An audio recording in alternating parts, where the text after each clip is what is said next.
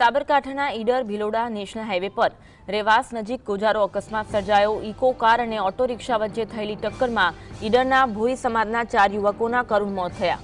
કડિયા કામ પૂર્ણ કરી ઓટો રિક્ષામાં ઈડર તરફ આવી રહેલા 4 યુવાનોને કાળ ભરખી ગયો।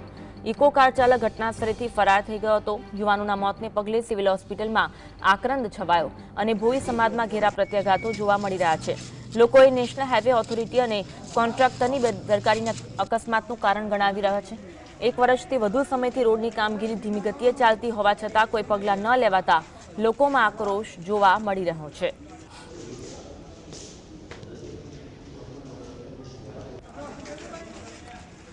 આજ અંગે વધુ વાત કરીશું। સંવાદદાતા જુગનુ ફોન લાઈન પર જોડાયા છે। જુગનુ, જે લોકો છે આક્રોશ વ્યક્ત કરી રહ્યા છે, કોન્ટ્રાક્ટરની બેદરકારી હોવાનો પણ આક્ષેપ કરવામાં આવી રહ્યો છે અકસ્માતના પગલે, શું વિગત મળી રહી છે?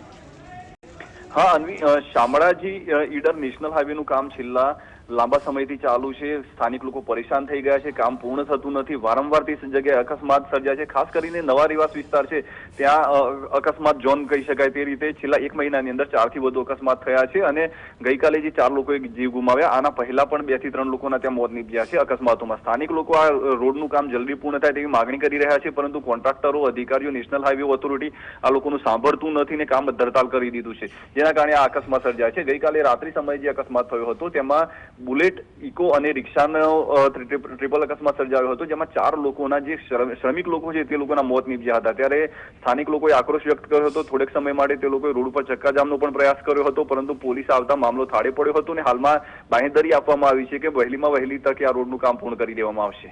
જી અન્વી। જી, આભાર માહિતી આપવા માટે।